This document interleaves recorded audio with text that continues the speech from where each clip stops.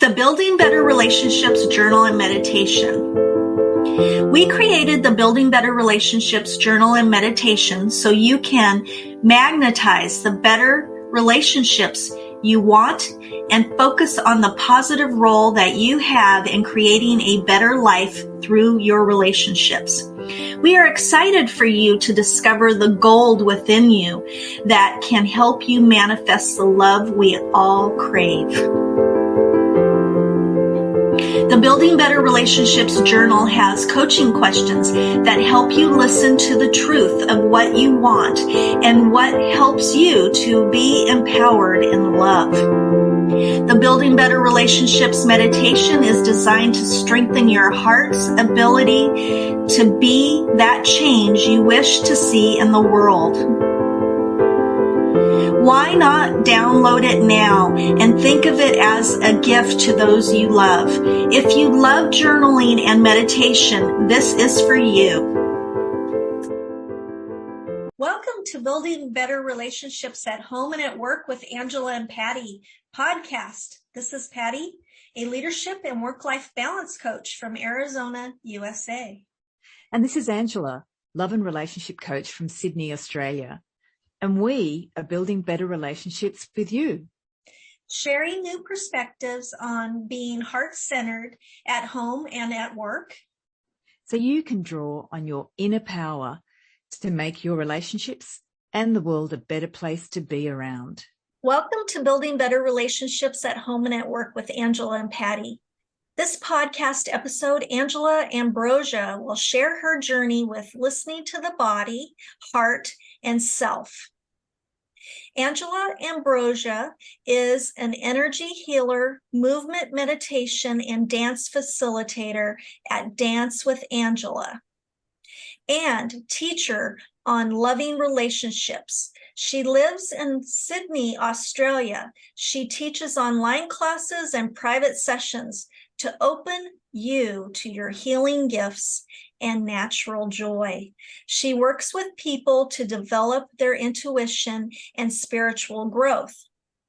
In 2019, she experienced a near-death experience after going into a coma from an aggressive cancer. To the amazement of her medical team and friends and family, Angela survived. In the years since her recovery, Angela realized how she denied her own knowing that she was not going to die because she believed what the hospital thought was true. She is aware of how much we allow the power of others' beliefs to overshadow our own, even to the point of denying our own life. She encourages others to learn how to listen to your inner voice while also inviting and creating spaces to share yourself with others and experience the true connection. Hi, Angela. Hi, Patty. Thanks for making me do this. Well, thank you for doing it. I appreciate it. And so do our listeners. Angela, please tell us and the listeners about you, your journey, and why you became so passionate about movement as a way to discover self-acceptance and love. Well, I started moving when I was very young, as a child, in my bedroom, around my house. I had an Italian family with a big house, the palazzo. So I used to dance around the house and feel like a little princess and sing. And I grew up in the 70s where there was a lot of pop music that was romantic. I was a big romantic. But I really discovered as a child a lot of freedom through movement and play acting and having those fantasies about what the songs were suggesting and what my imagination would encourage. And then later on, as I started having friendships and was in the world, I was extremely shy. So I realized that for me, movement was a place of freedom or creativity where there was no limits. And I wanted to be a dance performer. But growing up in an Italian family, I was indulging in a lot of good food and I was quite overweight, and I wasn't really encouraged to dance as an art form. So I waited till I was older. I was 21, and then I started taking dance classes, and I started really discovering my body after many years of, I think I tried to do fitness training, but it didn't really work for me. And so when I started dance in a more professional capacity, I was doing shows, I was doing theatre, I found there was this, again, that freedom in movement that I couldn't have in my personal life. If I was speaking with people, or if I had relationships, romantic relationships, I had problems, but in the dance, I had this freedom. And eventually I wanted to understand what was that gap? Why, when I was moving, when I was using my imagination and creativity, I was completely happy. And then why in my personal relationships, I was constantly struggling, dealing with shyness, dealing with self. I didn't really like myself. I had a low self-esteem or low opinion of myself. But when I was dancing, that all disappeared. So that was a mystery to me, that the two could coexist. Really stumped me. It was very confusing, even to the point a couple of my friends would say, "You're so different when you dance. Your face changes." My body would change. I did shamanic movement as well. So sometimes when I did shamanic movement, it wasn't a barrier to me to do that. The teacher said, let's just step into this different experience of your body. And I would just go there. My body had no resistance to it. So the other thing with dance that still fascinates me is that there are some people, not everyone relates to dance like I do, I've discovered. But I have this natural attunement to dance. I can feel a culture through the music. Or if you put on Gene Kelly movies, I can feel him dancing. So that was the other thing about dance, and how it made me understand there was a part in the movement that allowed me to understand something other than myself. It took me outside of myself, but more than that, it gave me a journey to understand another dancer or another culture. So how does that gap that I was talking about, you were asking about the gap between self-love, how did I? So with movement as a way to discover self-acceptance and love. So from what you were saying, you found within your own journey that you became, when you danced, not a different person, but you could feel the music, you could feel the culture, you could totally feel when your body was moving in the dance and the music. So in And I your felt journey, no judgment. yeah. Sorry. Oh, Yeah. no. In your journey as a healer and a teacher, you started out as a dance performer, like you said. What did this role teach you about how to listen to the messages from the body, and how this can impact our health and happiness? And why do we struggle with acceptance of our body? Yeah, that's the gap where I really started to see. When I was experiencing the dance, I could fully feel, and there was no judgment. There was no filters saying, don't do this, don't do that. In some of the shamanic dance, I became another body. My body changed shape, or I would become a different form. That's what shamanism does. You can dance a different animal, or you can dance a different spirit. embodying a certain energy so I could actually transform. There was no internal dialogue saying, no, don't do that. It was the opposite. It was actually like this deep embrace of myself.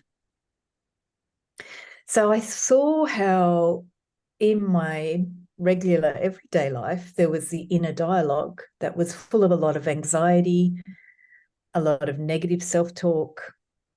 And that as a dance performer, when I completely embodied this other energy, could be a character, I had a filter that needed to be embodied fully. So, for example, I used to do, this is one of my roles. I've had a very colorful life, but as a character performer, I had to get dressed up as a gypsy, and I'd had to do tarot readings while I was walking around. So normally as a tarot reader, you sit down, but we were given this extra challenge to actually carry the cards, walk around and do a quick reading. And I had to engage with people and ask them to do something which is a little bit different, a tarot reading. But because I had the character, I had no fear. hesitation. Yeah, I was like, all right, let's, I put on maybe an accent. Sometimes I didn't have an accent. I would just allow whatever my fantasy would allow that persona to come through. And then another role I used to do, I got involved with some people through Comic-Con in the early stages of Comic-Con in the USA. So I got to meet a lot of people who were doing this strategy where they completely embody this other persona. They might be slightly on the spectrum or have other insecurities about themselves. But once they embodied that persona of a character from Star Trek or some other comic character or science fiction character, their personality could blossom. So what I started to see was that the inner dialogue, when we weren't in those characters, used to come in very loud and clear. When I was with friends who were very insecure, they were stepping into a different character and they had this freedom. But outside of the Comic-Con or when we were in our regular life, the inner dialogue was interacting a lot. And it was also creating, what I started to see was that inner dialogue create a lot of problems in relationships. So especially because I had friends who were on the spectrum or friends who had just in general insecurities about themselves, I could see how their relationships were suffering a lot. Mm-hmm. And that means some of the relationships would break up. There would be betrayal. There would be relationships that people would feel heartbroken about. There was a lot of problems. And I used to find a lot of people thought this was normal. And that was one of the things that triggered me. I used to think, how come people are used to this? They're used to bad things happening in their relationships. They kind of have an expectation that that's a part of relationships. So I found that inner dialogue was something that we don't listen to enough. We don't listen to what are the thoughts that are constantly like a record playing over and over. And because I had to perform, I wasn't just getting dressed up for fun, but I had to be a professional as well. So that was a good context, because then I had to see, well, how is my inner dialogue perhaps interfering with my capacity to perform? How is it making me limited or taking a long time to get something done when it should be just natural? That was the big thing I learned from dancing socially, improvised dance and professional performance, is that when I'm natural, things just happened. I would just perform naturally. There was no interference.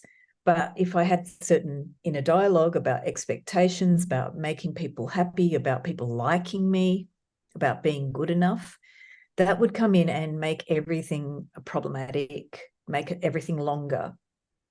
So that's why I started this journey of listening to the body. Mm-hmm. And part of that was the inner dialogue. But what happened when I started to listen to the body was underneath the inner dialogue. It's a very non-verbal part of the body, which I have a good ear for, but it's that part of the body, I think, before language, where we start to feel our emotions without thoughts. So, Patty, you know about Reiki and healing work. You know, when you might be working with someone, you get a feeling of sadness. Right. Yeah. I was doing that since pre-birth, I believe. I picked up a lot of stuff in utero, as we all do, inside our parent mother. And that's the feelings that I was starting to have, especially because I did a lot of work with people in dance. So I would dance with someone and I would get this sensation. And I didn't know if it was sadness, or I might not get an image, for example. Some intuitives get images. I do sometimes, not always, but I'm a kinesthetic intuitive, and I would feel feelings. And that's when I discovered that once you feel a feeling, as a dancer, what happens is that you react to the feeling and you move, or you express the feeling through your body and your face, or the rhythm of the movement. You will have a reaction to the person if you're dancing with someone in space. You might turn away from them, turn to them, you might pull away from them, or you might pull towards them, or you may just feel that feeling inside your body. So this world opened up where I started to realize that beyond the inner dialogue, which is our thoughts and our garbage that we pick up from our conditioning in life, was this universe of the body itself, which is before language, and it's quite profound. And as a dancer, it actually is one of the foundational expressions of dance, because you're not reacting from thought, you're reacting from feeling, and you're experiencing the feeling and then bringing it into an expression, which means that you can, any day, you can feel different. So your dance is different. And that's what also, having done many different dance forms over my life and dancing in different situations, in different cultures, different movement forms, the movement form itself would bring out a certain expression, a certain feeling. And I saw that the variety meant that because you're using a certain approach to the body, that also flavors how the body responds. So the body for me became this huge vessel or artist canvas that could teach me not just about myself, but about the human experience. And if I was working with someone, it created another creative canvas between us, between two people. Any two people, it'll be a different canvas that you're working with. And that's what I brought to my healing work, because then it meant I stopped trying to do healing and I started to wonder, what is this moment between me and this person? What is that? And just to experience it, which brings a lot of things that a lot of healers, I think you know this being a Reiki practitioner, that moment where you're just in the energy, you know, that feeling. Yeah. That's what became my next obsession, because once I discovered there was this gap between my personal relationships and performance, what I discovered was that all we really, really want is that feeling that you get when you're just in the moment. That's all we really want. We're looking for it all of our lives. Some people go into an existential crisis, like, why are we here? But when you're just in the moment, you don't think, you're not looking anymore, you're in the moment, and there's just pure joy, and there's potential for almost anything. And that became my secret to the health and the happiness that we're looking for. We're just trying to be in the moment, and we've gone this big circuitous path to get away from that. Right. And dance brought me right there, and it never fails. That was the other thing with the dance I found really strange, Patty. It didn't matter who I was dancing with or where I was. That ability to be in the moment came immediately. That's what was shocking, because people spend their whole life trying to find it, and I could find it in a heartbeat. So yeah, I know for me, when I've went out dancing with friends and stuff like that, that is, being on the dance floor and dancing is one of the most happiest experiences. You're just like in a high, you know, of, yeah, and you have a lot of connection too, because you're dancing and you're having fun with your friends. And it just, everything else, you know, all your problems, everything is just gone in those moments when you're dancing, I find, for me personally. But it's yeah. such a fun experience and I love it. And for me, I also, songs, I really, really connect with the words. When I hear a song, I really truly connect with it. It's the most oddest thing. And my husband says, "Why are you getting so emotional?" It's just, words touch me, you know, in such a profound way. I don't know if you feel that too, Angela, when you hear a song or you're dancing. And I experiment a lot with songs of different cultures that I don't speak a lot of languages. So actually I do both. mhm, When I grew up, I listened to a lot of pop music, and I felt the words and the love, a lot of romantic songs.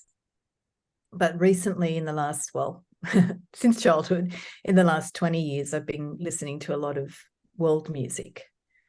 And there's something also beyond language that I've discovered. So for you, Patty, that reminds me of like your affirmation cards, how words really resonate. And there is a lot of research about the vibration of language and how it reverberates for us. So language has enormous power, but it's actually quite an enormous field of work. In linguistics, they study it. And if you look at some of the sounds, if you look at spiritual music, some of the mantras and the sounds, they actually are similar across many cultures. Some of the Sanskrit chants are very much connected to some of the Middle Eastern chants, and also some other sounds from other tribal cultures. So there is something to do with words. For me are often connected to that emotion that we have before we even put a word to it. And if you look at spiritual languages or sacred languages, they look at the thought, then they put that goes into the sound. So in the Bible, it says in the beginning there was the word. right. What does that mean? A lot of spiritual religious cultures say that that's actually the thought that was behind the sound. And from that sound, then the physical world was created. So we're still at the beginning of understanding that. It's quite a deep work that's been explored. I do Sufi movement and Sufi dance. And if you look at Sufi musicians, they're from many different countries. So say an example of, I had a Sufi master, he was from Baghdad, but he didn't like musicians from Pakistan necessarily. He didn't relate to their music. And for me, it's very different. It's the opposite. I feel the music and I just love the feeling of the person singing. I go beyond the sound to the person and try to feel what they're feeling. But for you, that could be in the word and hearing it and how it echoes, or it moves, the word moves through you, what it triggers. Right. So that leads into my next question. a lot of people struggle with prioritizing other people's opinions and perceptions over theirs. Mm. So can you share an example of how we can listen to our inner self and intuition instead of pleasing others? Yeah, I think actually it's interesting you brought up that thing of your partner, for example, saying, "Oh, why do you get so emotional about this?" And I have a similar thing with movies. So I'm very visceral Yeah, me too. and kinesthetic. So I'll watch something on the screen. I have to turn away from Yeah, most modern movies, unless they're a drama with a storyline and everything violence off screen. I have to physically turn away. Or I just yeah, turn in preparation, right? yeah. So sometimes that what do you love? You were sharing also about the words, something resonates for you. But what happens when we grow up is that you might really resonate with something or love something. You might love carrots, but your friend goes, "Carrots, I hate carrots." So when we're young, that's a fairly common occurrence. You might really resonate with something, but because you're young, you want people to like you, or you want the teacher to think you're the best student in the class and they think you're an idiot.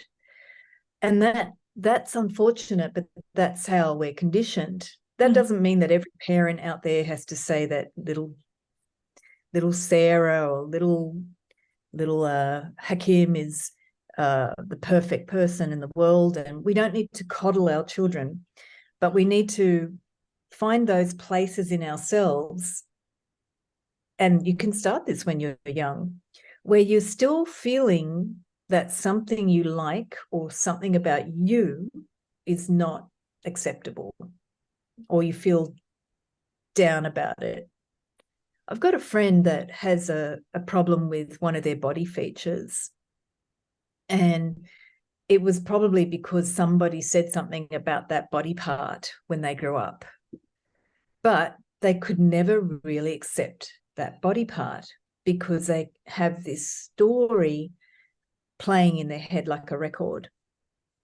So if the first step could simply be finding those things about yourself that you don't like and that you put down, that's a really good strategy to find those things. I don't like my eyes because somebody said this about my eyes.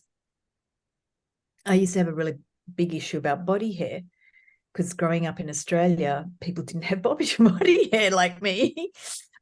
I'm Mediterranean and we have body hair everywhere. So I didn't like it. And that was when I started to realize there were so many things about my body I didn't like. And I started to see, where did that thought come from? So I did a little bit of detective work. And most of the time, if you think about why are we trying to do anything in our life, if you actually sat down and asked yourself, why do I find this important? It's usually because somebody else has told you, if you make a lot of money, you're going to be important in society, or people will think you're cool. Or if you do this thing like everybody else on Instagram, then you'll be like everybody else on Instagram. We're motivated, we're social animals. So that's, it's very natural to want to be what everybody else thinks is cool. It's a natural part of our thing. But you have to start to ask yourself, when does it start to be that I'm striving to be this thing that really doesn't suit me or doesn't actually give me any joy? And the other part goes back to what you're saying about when you really love, like when my partner says, "Why are you so sensitive to the movies?" I am sensitive. Like sometimes we don't spend enough time, Patty, understanding how we are or how we feel. And that to me is the first mistake of our species today. We're too much focused on maybe our external qualities, but we don't look at how we receive life. We don't spend time contemplating, why do I love words in a music song? We don't feel as much as we are capable of. We're really enormous instruments, as far as I see us. We're human instruments that are able to feel in many, many layers, some of us more than others, of course. So I think that's the problem. Most of us are so cultivated and conditioned to be something that we spend 30, 40, 50 years avoiding how we are, and we don't really see that. So the other piece, first step I usually do is see all the negative thoughts that you have about yourself. But the other piece is, what are the things that really make you feel alive? What are those things that make you want to get out of bed, that make you feel very emotional, make you feel very connected? And most of us don't spend a lot of time on that because we're too busy fulfilling society expectations, and our society is expecting us to become seeking pleasure, but not really seeking to get fulfillment. So we have a pleasure-based society versus what really gives you nourishment, what really makes you feel alive. We don't care about that. We just want to get that quick fix. So it's a big thing to stop and say, no, I don't want to do that. What do I really want? And I hear some people also struggle with knowing what they want. But that's usually because when they were young, they weren't really encouraged to sort of feel for extended periods of time. I had a lot of time growing up being able to feel, and I find people were maybe too busy. We're giving children too many activities to do stuff when they need to be doing more feeling and thinking about that. Oh, what do I feel? Oh, I like this. Why do I like it? I like it because of this.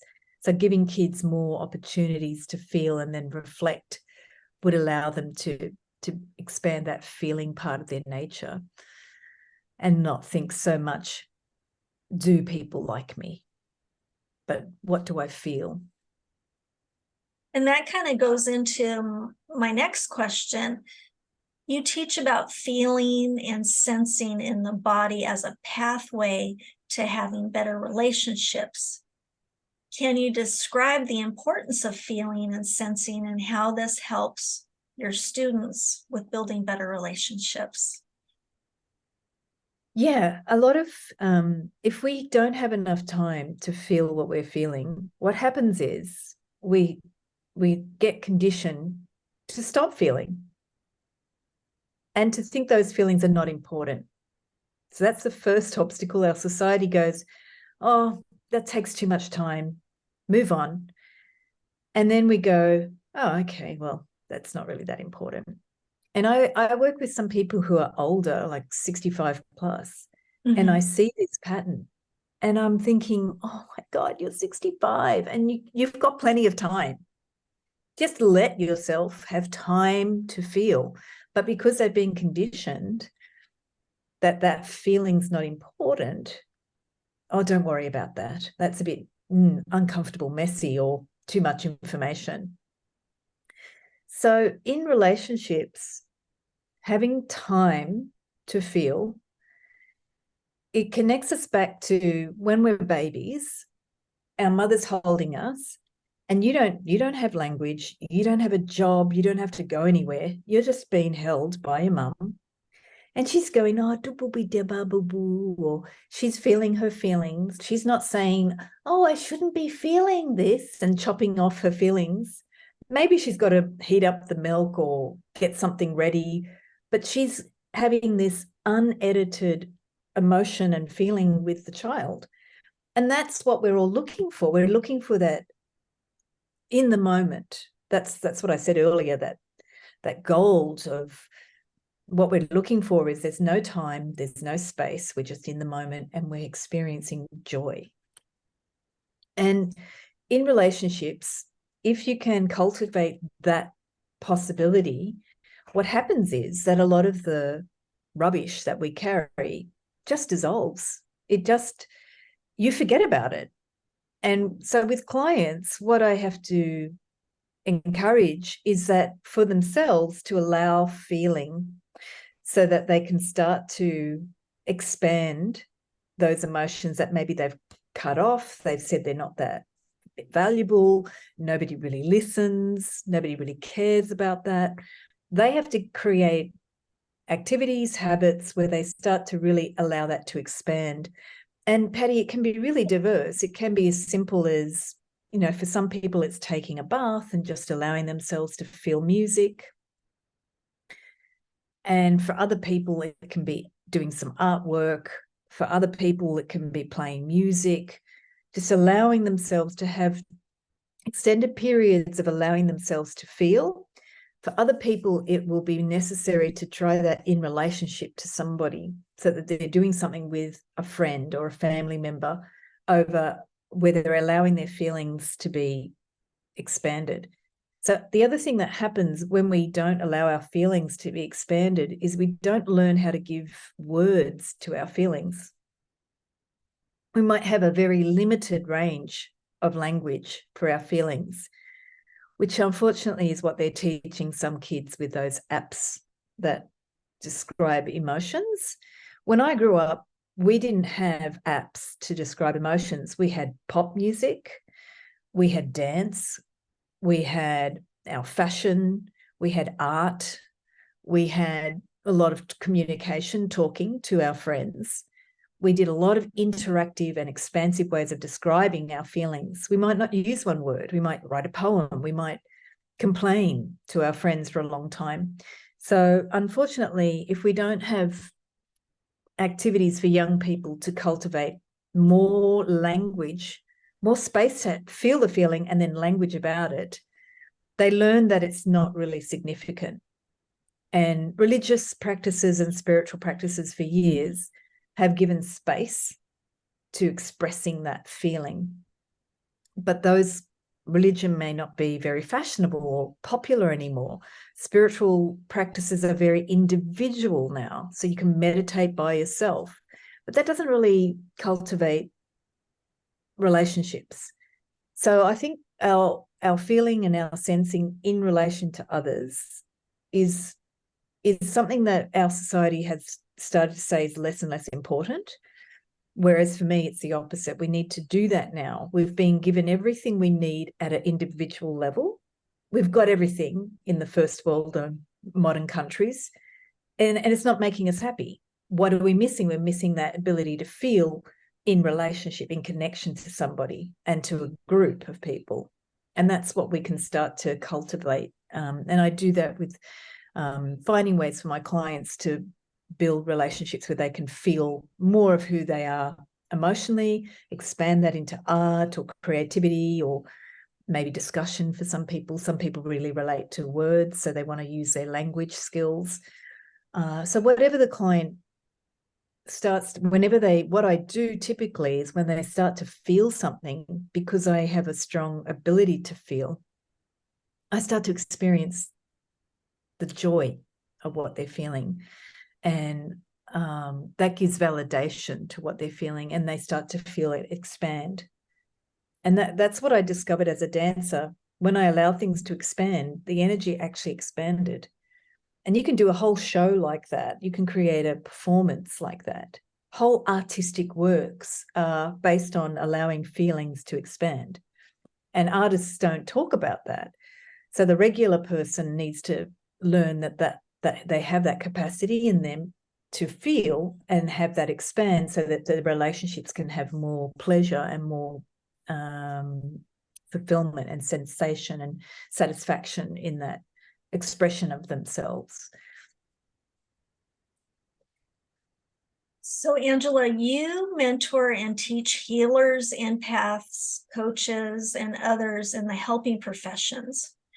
How do you help those struggling with picking up their clients' energy or feelings too much? Because that's what they do. They absorb those feelings. How do you help them not pick it up and keep it with them? Yeah. So one of the problems with healers and empaths is that they like to help people, and they think they're a good person because they're helping. So that image of yourself, usually I have to help them understand, why do you want to help people? And then we need to look at what are healthy boundaries around that, around helping. When I feel something, I don't need to edit that. I feel what I'm feeling. And I don't think it's natural to say to not feel. I've had enough experience trying that to realize it actually just makes me feel not myself. And also throughout my life, I've gone through periods naturally where I shut down. So naturally, like a flower opens and it will close. But eventually, when we work with the heart, it will flower and it will open and it stays open. And you don't need to do constant work on boundaries as a healer or empath. But in the beginning, especially with people starting with healing, they'll naturally will be an empath, they'll pick up, and that's one of their skills. But they start to think, I have to be this type of person for this client to like me. And that's where usually the problems are. It's not that they're picking up. Picking up is natural. It's that they think they have to stay on the phone longer than the end of the session because this person's suffering and they need my help. They make up these stories when actually the session it's this session, it finishes at this time, and that's the end. And they have to work out a practical way to say, okay, I have to go now. Thank you for this session. It's finished.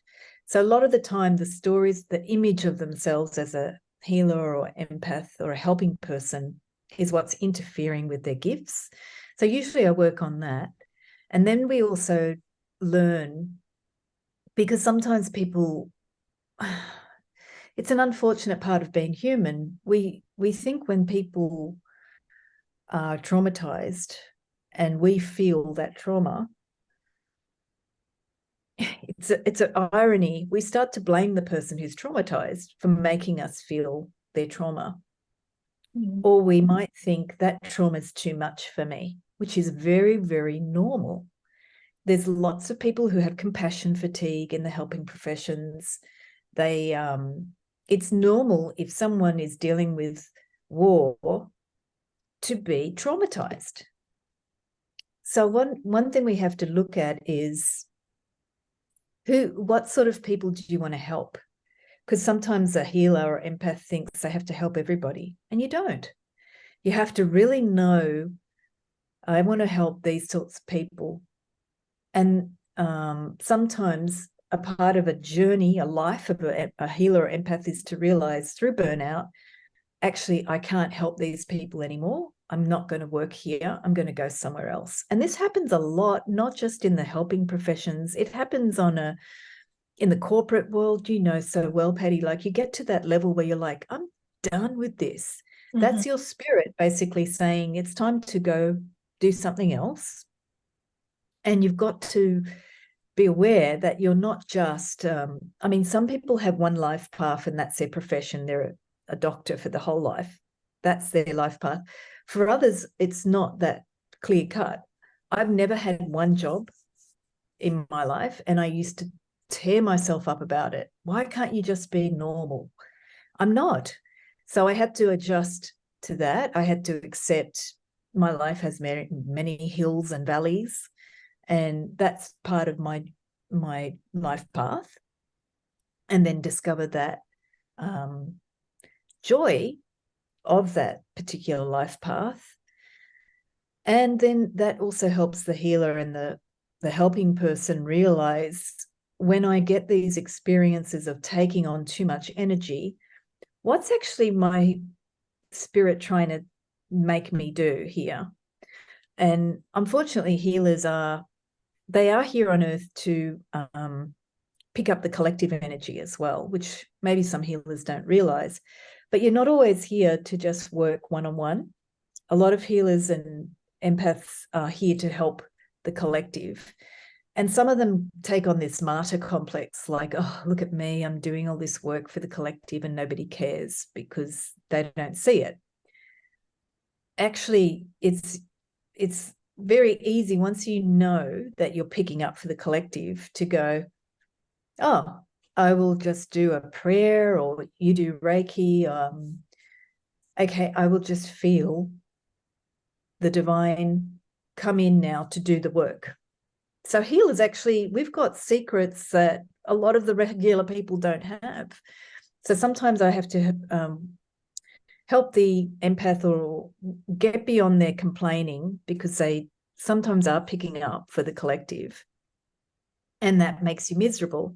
Mm-hmm. And you need to learn when you're doing that, because I'm a master of picking up. I'm a sponge, and it's been the biggest teacher in my life, because I thought I was not doing it. I didn't know. I was very ignorant.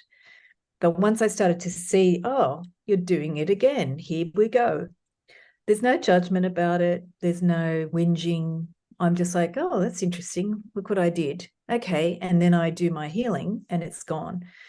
That means, as a healer, then your capacity to help increases. And so I work with some of them to teach them about that, because if you don't get beyond that lesson as a healer, what happens is you're just whinging a lot. And well, it's normal to whinge and vent, I think, sometimes, but your energy, I mean, it's like when I was in hospital, I was whinging a lot. I was a real victim in hospital, and I learned from that. I learned that I was so wrapped up in my own victimhood that I couldn't even heal. So then it took a year, because my body was very destroyed. It took a year just to recognize that I was doing that. And sometimes as a healer, we want answers straight away, but sometimes you need to learn how to see your patterns that may be very stubborn patterns, and that will take a bit of time to work out as well. How do you do work with these people to help them get beyond that? And I think you answered how you work with them and how you teach them to not pick up the collective. And I don't teach them to not pick up. oh, okay. It's awareness of when they are. Awareness. Versus, because it's like trying to say, don't breathe to an empath. Yeah, Like, oh, stop breathing. Okay, don't pick up. And it's true. You can't control what you're feeling. Yeah. and the other thing that's the irony is, the reason you are picking up is because your spirit is trying to show you, pay attention to the collective. You are not the collective, because you have this capacity to feel and to have compassion, or to ask for divine to come in, or to pray, whatever you do, whatever your technique is, whatever your healing ability is, you have that gift. So your divine is saying, don't be a sucker and just be stuck in that emotion or what you're picking up. Do something with it. And if you don't get that lesson, you're just going to keep picking up and feeling crap. Mm-hmm. Feeling I remember I used to feel dumpy. I used to feel like, oh, why do I feel so fat and dumpy?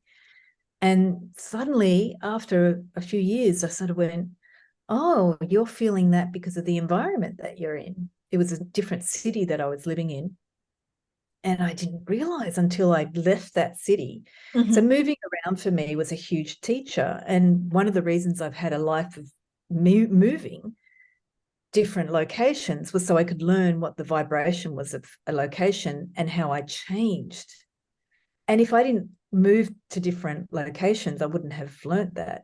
So sometimes your spirit will keep on giving you a lesson and will make you pick up until you actually work out that you're picking up.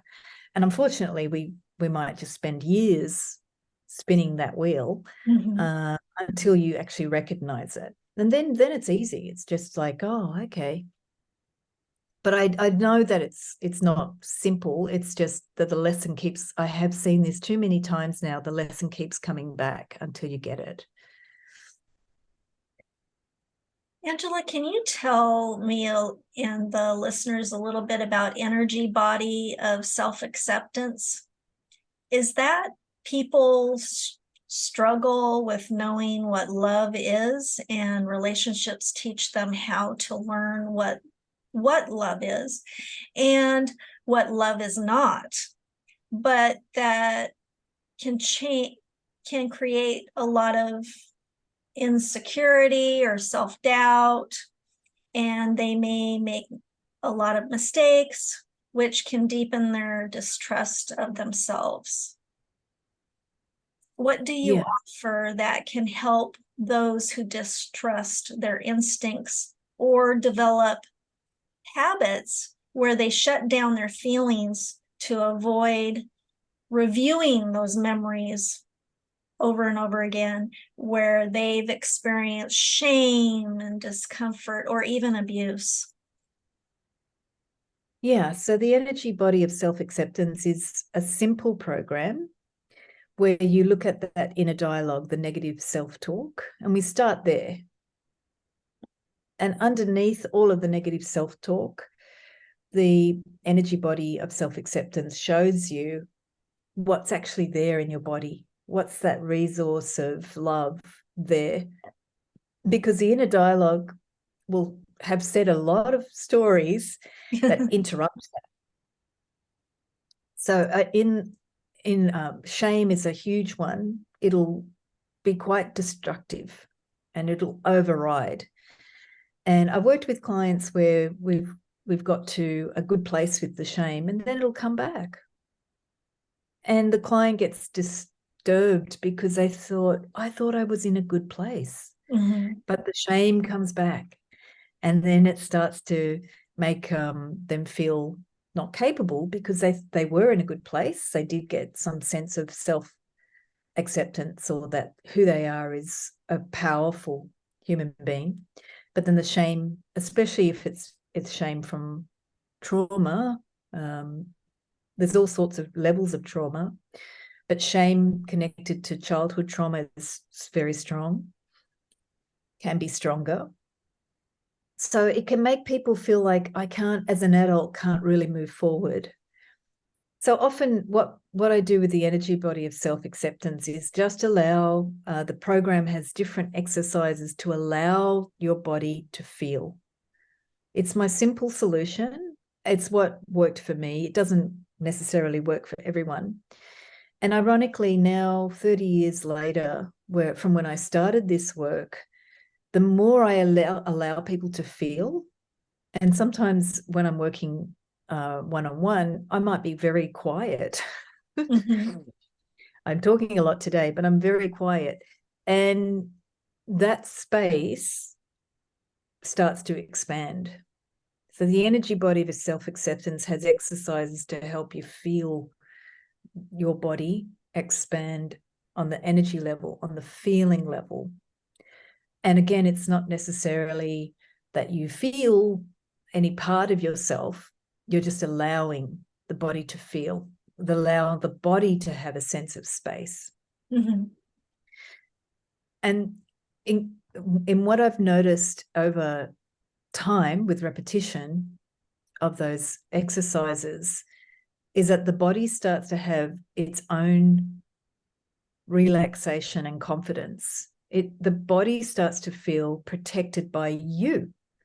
The body starts to feel heard by you. Instead of us pushing our body, making our body do things, the body starts to go, you are listening to me. And then that creates a shift in the person, because now their body starts to feel more safe and feel more nurtured and listened to. So they start to make naturally different choices. So the energy body of self-acceptance came because I had a lot of, that development of the program came, I had a lot of negative self-talk, and it was so destructive. And the only way I knew for my body to recover was that if I gave some simple exercises to feel. So it can help people just by the simplicity of the program. You can just begin to start to feel. And of course, by repeating the exercises. And I use the energy body of self-acceptance is the very simple program. So a lot of that is the foundation of what we do in the workshops, like Dance for Joy. Dance for Joy, we do interactive exercises, and I might have people in partners where they support each other to feel, or we do it as a group, we're doing it collectively, and that has a different impact on the body as well, because then the body can feel safe in a group, which people may not have much experience with. So, Angela, how does dance and movement meditation build better relationships? Yeah, most of my work is really based on allowing ourselves to feel. And dance and movement meditation, I used to use dance at a very more aerobic, like interactive and high energy type dance. Movement meditation is where you really slow down and just allow the body to experience the movement. So it's usually in more high energy dance, there's this choreography or steps or techniques that you might learn to use the body parts and use the body parts in coordination. In movement meditation, it's the opposite in a way. We're looking at how the slowing down of the movement allows you to experience your energy. And I had that experience in dance as well when I was starting to do slower movement, mainly the Sufi movement. When I started with the Sufi movement, the movements were so slow that I thought my arms were going to fall off because we had our arms in the air and I didn't know what was holding them up. So one movement for 40 minutes, I think, was the arms in the air. And I thought, am I doing this? I didn't know how I was doing it. Yeah, I can imagine. Yeah. So then it made me realize there is other ways to hold my body, not just by thinking of dance. It made me actually change my whole perception of the body. What was holding my arms up? And the space around me. So what I discovered in dance and the movement meditation, the slowing down of the movement, was that in our perception of our feelings, we actually have we're not static. There's no one thing that we are. We are actually quite fluid, where we have potential and potency in us that we don't understand. We have feelings that can sometimes create movement that you don't even need muscle strength to do, or you don't need training to do. So I also had the gift of working with dancers who were not professional and saw them doing incredible dance movements. So we started to explore, how was that possible? Why were they able to do a movement without being trained?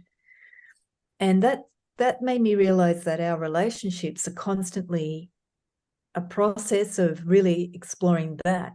How in that moment, in that relationship, does my mind say all this rubbish about the relationship, or can I just allow the relationship to sort of breathe, have an experience of what's going on in the relationship, and then feel what is underneath? So I learned through dance and movement meditation that there's no real truth into what we think the body is or what we think the mind is. It's a constant journey of interaction. And I think dance in itself, because it's usually done as a group, or you can do it in your room, but you're relating to music There's a relationship embedded in dance and movement. Even with movement in space, you're relating to space. And that itself, the relationship between you and the space, has enormous diversity and potential. And that's how I see we can take those teachings and bring that to our relationships. The relationships, our minds will try to say things all the time. That's fine, but it's not necessarily the reality. And there's so much more potential there. And the mind is usually too busy and trying to shut that down. So what can, if I take the teachings of just the movement meditation and that you can experience yourself more fully, then we can bring that to our relationships. What's between the two people? What's in that space? It does mean slowing down, and I think our society doesn't like that.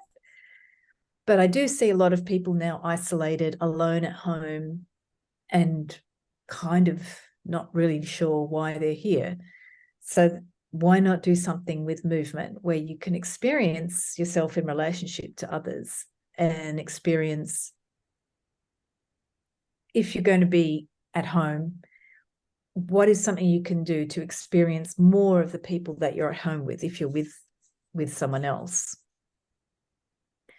So that's some of the things. I've got more on that from my YouTube channel as well. So I'll have that YouTube channel, It's Dance with Angela, where I look at movement and love and how does dance help us to love?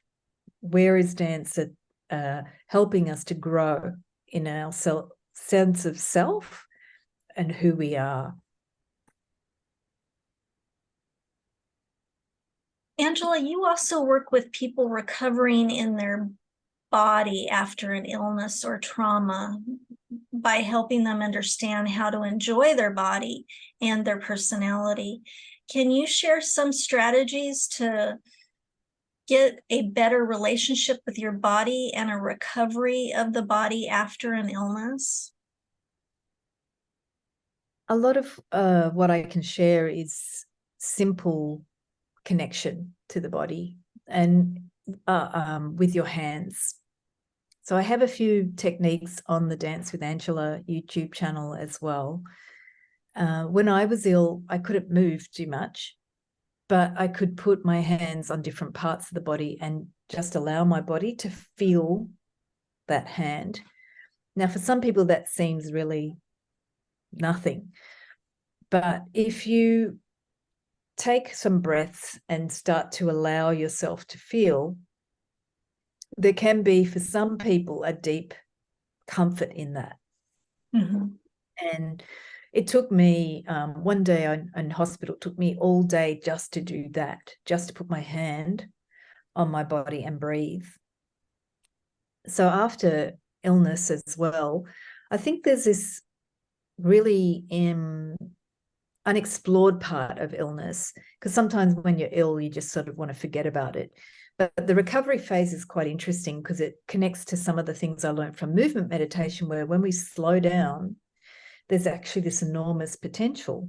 It's just the nature of reality. If you look at the atom, you can't really slow down the speed of the atom, but if you start to really look at the atom, there's more and more things that you can see inside it. And in recovery phases, that's a similar process. The more you enjoy that process of just being, touching something or doing small repetitive movements. I became a big fan of exercise bands from physiotherapy. Oh, yeah. And yeah, I still use them now, even though I've got my body back, because sometimes I'll just do a stretch and I'll hold with the band. And it's something that also has a tension, or there's an opposite force. So many times in recovery, you do get a physiotherapist in Australia or a physical therapist in the US. Often you get that service when you're physically recovering. And the big reason is that there's somebody there to work with you, to give you something to work with. So that's a large part of recovery, to really find things support you, to work with you, and to find movements where you're taking the slowness of the movement and feeling yourself expand, because often your body's contracted. Mm-hmm. Or if you have a mental disability, your brain is really struggling as well. So you need to allow that brain to just take its time and to feel expansion, even though it feels uncomfortable and not quite right. I know we were talking earlier about COVID and the brain fog. So that's another thing, people with long COVID, and trying to push your body doesn't really work. Mm-hmm. So how can you take something very slowly and just allow? And often we don't look at this, we look at it in healing, but in the medical industry, they don't. But usually the body is sick because it wants you to slow down and it needs you to explore what's in that slow, still process. So then you can open up to some other capacity that's dormant inside of you. And medicine's beginning to go there, which is fascinating to me. But we're just at this age of the species where we're experiencing collective fatigue, and we're learning, okay, what does this do to our species? What is this fatigue phenomenon? How do you recover from it? I had a lot of illness over my life where I had fatigue. So I had to learn how to slow down. It's very basic. It's not that advanced, but it's a process of actually allowing your body to experience rest and stillness. And then in that, there's this other thing that unfolds. And also how to use energy, not muscle. We're still at that beginning phase, which is what Dance with Angela is all about, how to use your energy versus the muscular body, because my body wasn't really that muscular in the first place. So I had to use everything else. And I discovered that energy has a lot more range than the muscular body. So that's some of the things for illness. And for trauma and recovery, there's a lot of capacity in also your perception of yourself. So I work a lot with people's perception of themselves to see how they can look at it differently, and that takes the trauma to a different place. Well, thank you for sharing that, Angela. How can our listeners find you or contact you about your products and services? So the best way would be to go to my website, dancewithangela.com. And you can also follow on YouTube the Dance with Angela YouTube channel, where I have videos. I'm a little bit behind with my video output there. And in Sydney, there's also, in October 2023, we're going to have 3 workshops called Dance for Joy.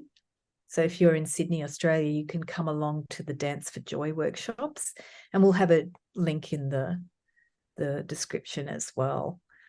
But the YouTube channel is a great way to find out some of the different simple movement techniques as well. So that if you want to try some gentle movement and just feeling into your body, I have a lot to share on the YouTube channel. So like and follow her on her YouTube channel, Dance with Angela. Thank you, Angela, for sharing your journey. And thank you so much for listening. And please follow us on Spotify and share this podcast with others. Thank you for listening to Building Better Relationships with Angela and Patty. Send us a message and please like or share the podcast or donate with the Anchor donate button. We really value your feedback.